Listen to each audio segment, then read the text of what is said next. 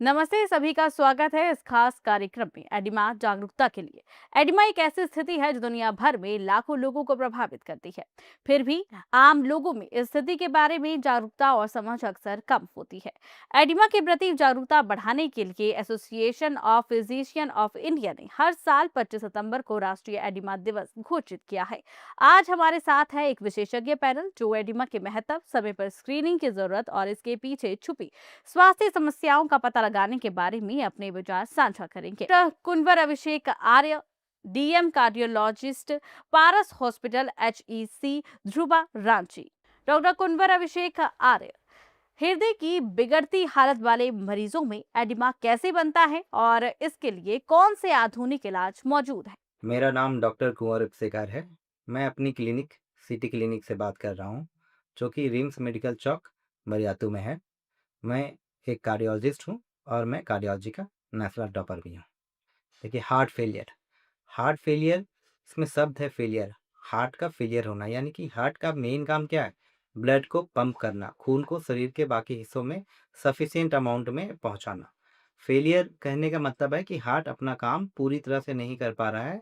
जितना ब्लड उसको शरीर में भेजना चाहिए उतना नहीं भेज पा रहा है।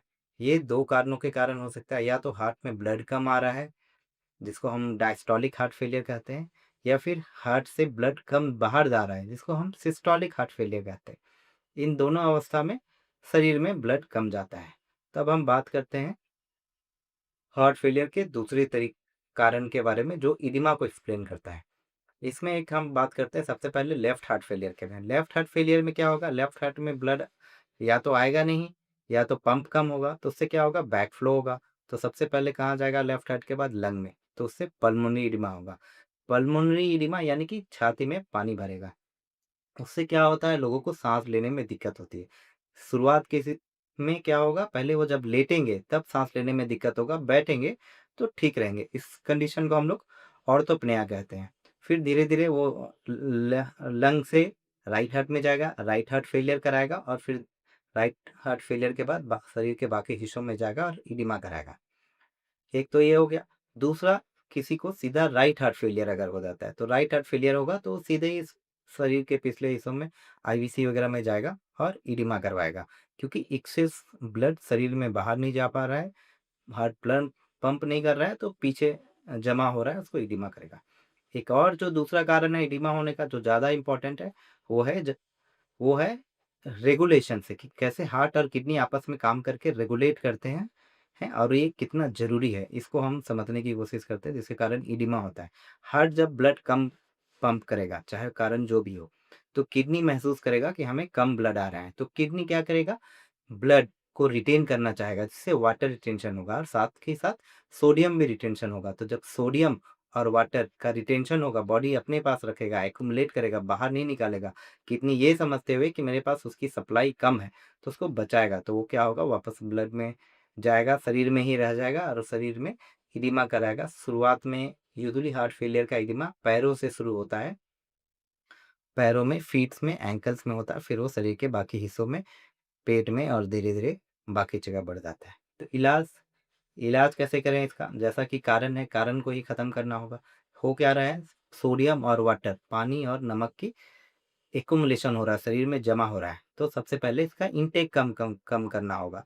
जैसे यूजुअली हम लोग कहते हैं कि 5 से 6 ग्राम तक नमक आप औसतन एक दिन में ले सकते हैं, जबकि एक औसतन भारतीय 11 से 12 ग्राम तक नमक डेली लेता है, जो कि काफ़ी ज़्यादा है, दोगुना से भी ज़्यादा है।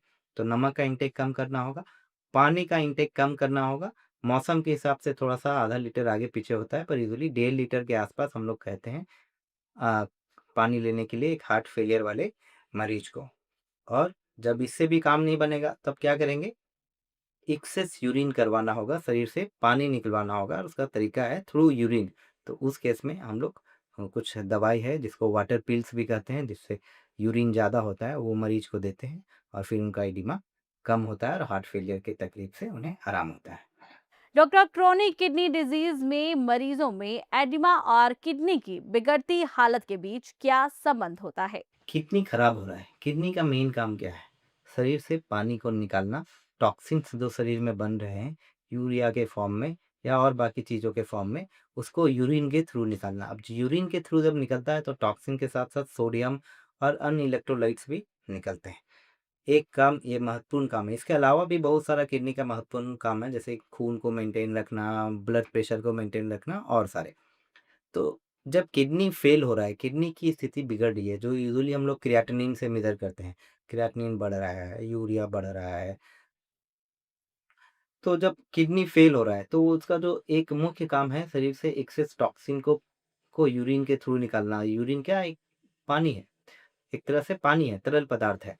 तो जब वो किडनी फेलियर होगा तो अपना किडनी मेन काम मुख्य काम वो यूरिन नहीं कर पाएगा, यूरिन कम होते जाएगा। जब यूरिन कम होते जाएगा तो बॉडी में ही एक्सेस सॉल्ट, एक्सेस टॉक्सिन्स ये और एक्सेस वाटर रिटेन होगा। जब ये सारा रिटेन होगा तो इडिमा होगा। यूजुअली ये इडिमा यूरिन वाला सॉफ्ट टिश्यूज में आईज के चारों ओर, जब आप सुबह सो के उठेंगे तो आपका चेहरा फूला फूला रहेगा, इस तरह से दिखेगा।